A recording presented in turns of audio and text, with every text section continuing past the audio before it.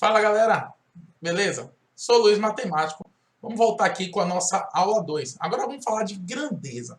Na verdade, é um conceito muito importante porque eu já estou preparando vocês para fazer regra de 3, que é um dos assuntos que mais caem do Enem. Tanto regra de 3 simples quanto regra de 3 composta. Então, é importantíssimo porque para fazer a resolução das regras de 3, a gente precisa saber sobre as grandezas. A gente precisa verificar se ela é diretamente ou inversamente proporcional. Mas será que você sabe mesmo o que é grandeza? Entendemos por grandeza tudo aquilo que pode ser medido, contado ou mensurado. Então, as pessoas muitas vezes se confundem, né, grandeza com unidade. Por exemplo, ó, coloquei aqui como grandeza massa, volume, superfície, comprimento e velocidade e tempo. Essas são algumas grandezas. A gente pode falar também com outra grandeza, o custo, né, de valor, né, dinheiro. Existem inúmeras grandezas. Eu listei aqui apenas as 6, porque são as 6 mais importantes, as 6 que mais aparecem. Inclusive, vocês usam muito algumas delas aí na geometria. Mas, de fato, o que é que são grandezas e o que é que são unidades? A gente tende a ter essa dificuldade quando se fala, qual é a grandeza? Aí você diz assim, a grandeza o quilograma. Não, na verdade, a grandeza é a massa. O quilograma é a unidade de massa. Então, por exemplo, se a gente pegar ali o volume é a grandeza e as unidades seriam metros cúbicos, litro, ml, decímetros cúbicos, quilômetros cúbicos, e aí vai. Quando a gente vai para a massa, a grandeza é massa, as unidades seriam quilo, tonelada, grama, miligrama, e assim sucessivamente, né? Superfície seria metros quadrados, né? Hectare, comprimento seria centímetros, metros, velocidade. Aí a gente vai trabalhar com metros por segundo ou quilômetros por hora, né? Tempo, a gente trabalha com minuto, segundo ou hora. Então, o macro são as grandezas, né? Você já pode tirar isso como grandeza, né? O grande, né? O macro. Só que essas grandezas, pessoal, elas podem ser diretamente proporcionais e podem ser inversamente proporcionais.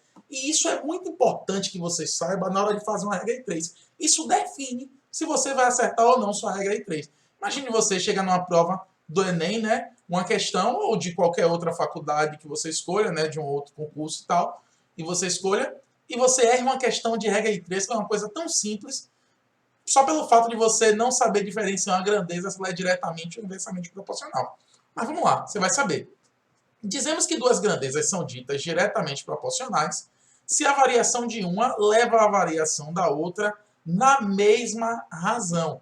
Como assim, Luiz? O que é que você está falando? Olha só, eu coloquei aqui duas grandezas. Capacidade, né, que é a do volume, né, e o custo, que é relacionado ao dinheiro. Tá? Então, assim, falando 1 litro de gasolina, tá? Eu quis dizer gasolina, tá? Que é gasolina. Sim, a gasolina baixou. Aleluia. 1 litro de gasolina custa R$ 3,50. Então, se 1 litro custa R$ 3,50, repare, 2 litros, o que aconteceu aqui? Ó? Eu fiz o dobro.